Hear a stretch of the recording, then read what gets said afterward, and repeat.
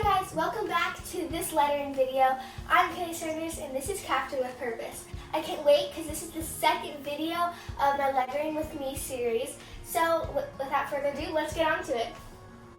Just like last week we talked about pens, and I'm going to talk about pens again because it's so important that you have the right pen set that is for lettering. This week we're learning cursive and faux calligraphy. And it's spelled F-A-U-X. So some people might say fox, it's faux. Super weird, right? But yeah, that's how it's spelled. So last week, I think I showed you guys these pens, and we learned calligraphy last week. So that's the one with the brush tip pen, and these ones are really nice too because I can switch from color I can have the same color and I can be doing calligraphy. Then I can also be doing cursive or faux calligraphy because it has this little flare tip pen. So it's really nice to have this, and that's the one you want for faux calligraphy and cursive. Another great pens are gel pens, and really any pen. I have these really cute Artist Loft ones. Actually, I think these are Artist Loft too. They're like my favorite brand. So these one has like a very thick pen at the top, and then also a very thin one at the bottom. So that's really all the pens. Just remember brush pens, which is where it's like a brush as the tip.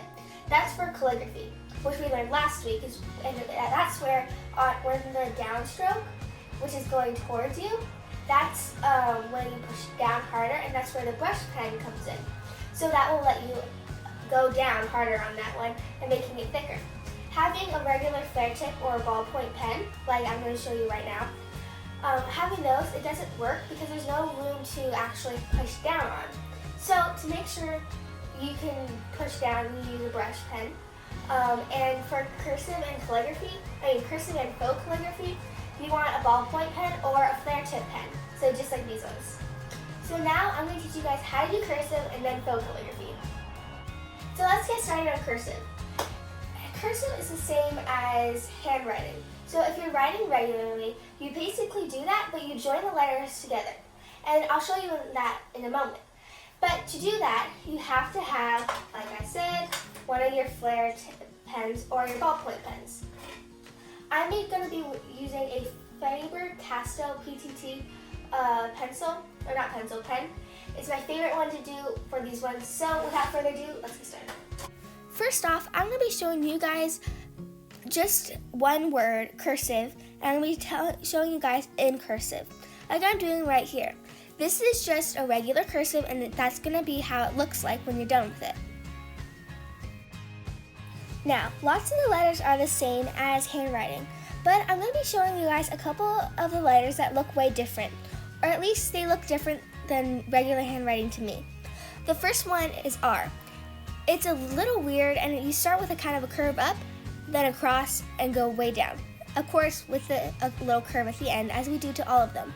The second is a K with a loop-de-loop and kind of like an R. And then there's Z, which is super weird, and I don't really know how to explain it.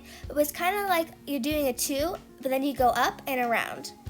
Now I'm going to be showing you guys a little step-by-step piece.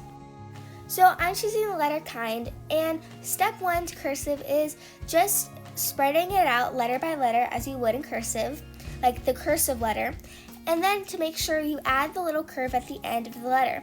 So I'm highlighting it right here, because if you do this, it's an easier transition when you're actually doing it, and you learn to just kind of automatically do it in a way. Also, another little tip is to just write out in your regular handwriting what you want to spell, so to make sure you don't spell it wrong. But kind is a pretty easy word to spell, so I just kind of went for it. Now we're going to actually letter. So when you're doing this, you kind of do step by step, letter by letter. And you can take breaks. Lots of people think that you go through it in one brush stroke kind of, and you don't ever let go of the paper, you know? It's not like that at all. Take your time, do it letter by letter, pick up your pen, do whatever you have to do. I highlighted the little parts where my curve was, and you see how it made it so much easier?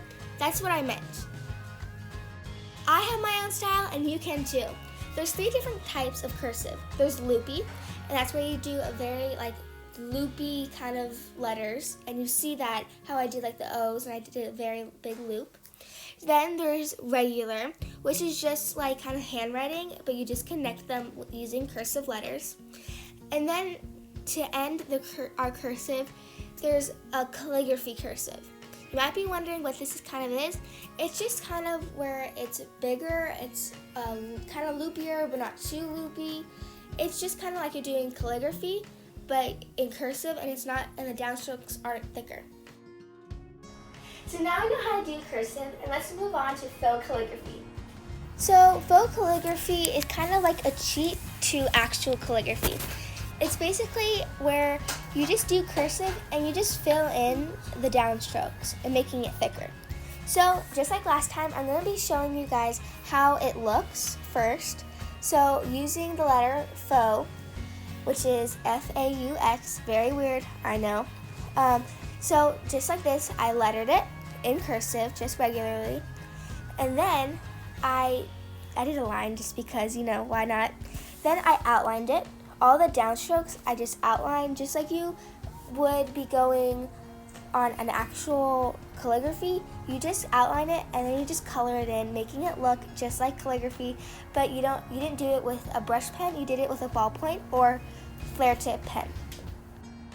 So again, just like last time, I'm going to be showing you the letter by letter process kind of. Just like last time, you're still doing the little curve at the end. I'm going to letter awesome because these lettering videos are so awesome and I can't wait to see what you guys think about it. So going back to faux calligraphy, you just letter it just like you would. And again, I'm going to highlight it just because you need to be sure that you do that curve. And it might not be a very big curve, but it has to be there. And also, it's not always at the bottom. It can be in the middle, it could be at the top, like the W, it's at the top, connecting. It's just kind of wherever the ending of the letter is, really. So that's really that. So let's get on to actually doing it. Now, just like last time, remember to add the curve and just letter it regularly.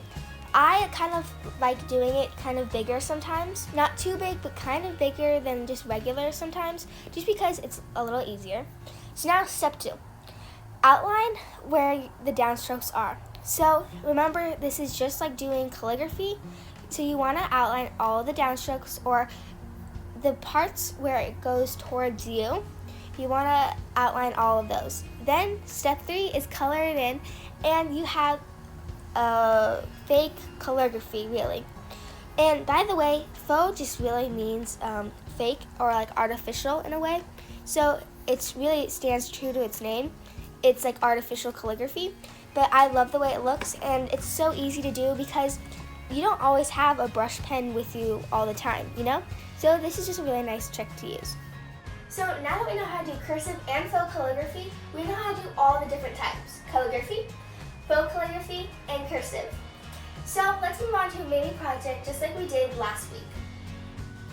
So now that we know how to do all 3 types, for our mini project, I'm going to be using all of the 3 types, just so we can practice what we learned last week or in the first video, and we can do it and incorporate it in this video.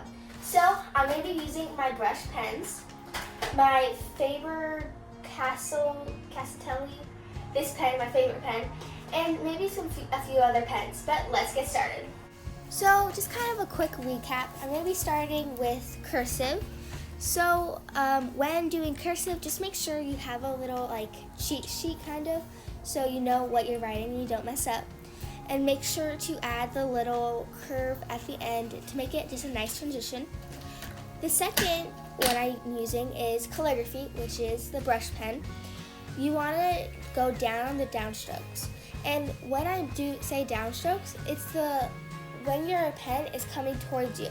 That's when you push harder, and that makes it that calligraphy kind of sense, almost, basically. The third one that I did was faux calligraphy, which you just start out and you do regular cursive, and then you fill it in, outline it, just making it look so it looks like calligraphy on the downstrokes. And you can kind of do it where you just color it in basically, or you can outline it first make sure you like it, and then color it in. And then, of course, finally, I did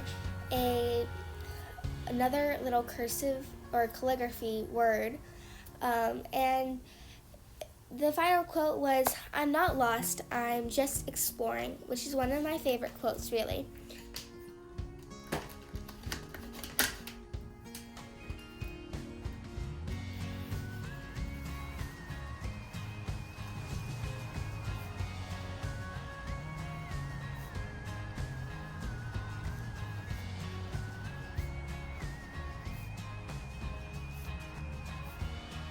Also, just a little tip for when you are making your own little posters.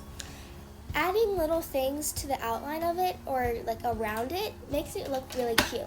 So my favorite shape is hearts, of course. So I added little hearts around it, just kind of all over the place. And then I added little splashes, kind of, which they're very easy to do, and they're kind of like just teardrops basically, just coming out of it, and it gives it a very nice touch. So that's it for this video. I hope you guys enjoyed how to learn how to do faux calligraphy and cursive and a fun little mini project. And now you guys also know about the different types of pens and what pens to use for each lettering. So next week we're going to do a big project, and if you follow my website then you'll find it and it'll be easy. I have a whole list of things that are there, so you'll know exactly what to do. But next week we're doing watercolor themed paintings, kind of. But there's a trick. You don't need actual watercolors to do the next one. So you'll find out next week how to do that. And bye!